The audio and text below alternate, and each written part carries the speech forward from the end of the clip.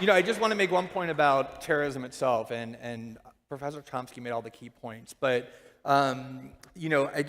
what's really remarkable to me is I've had the misfortune, because I was traveling this week throughout the U.S., of being subjected to what I typically try really hard to avoid, which is watching cable news. And what's amazing is, they had like wall-to-wall coverage of every minute aspect of this terrorist attack in Brussels, and they had like all their famous TV correspondents in their really chic overcoats being deployed to Brussels, walking around like all investigative and whatever. All those actors who play the role of journalists on TV, they're all in Brussels. And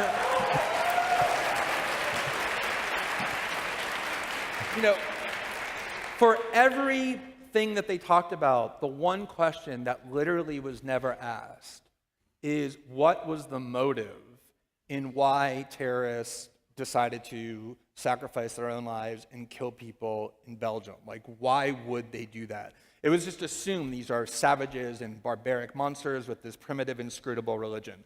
I've lived in Brazil for the last 10 years.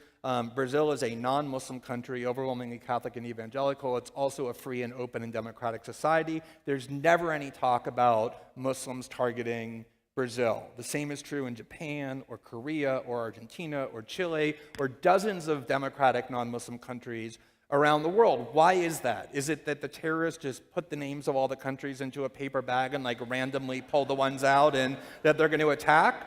Or is there something that is true about the governments and policies of the countries they attack that is causing them to become targets? And there's tons of evidence, as Professor Chomsky said, but just go to Google and Google 2004 Rumsfeld report on terrorism.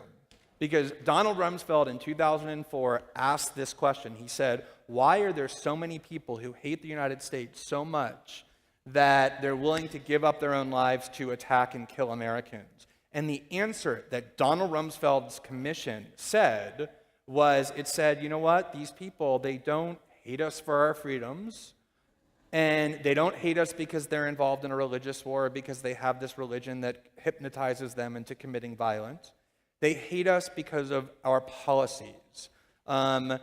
Overwhelming support for Israel, occupying and bombing their countries, killing their children, propping up their dictators. And so, as Professor Chomsky said, we can continue to engage in those policies that our own government says in secret causes terrorism, or if we're really serious about stopping it, we don't need to spend tens of billions of dollars and tell the government to spy on us. We can ask ourselves, what is it that we can be doing differently that lessens that desire and dilutes and weakens that infrastructure?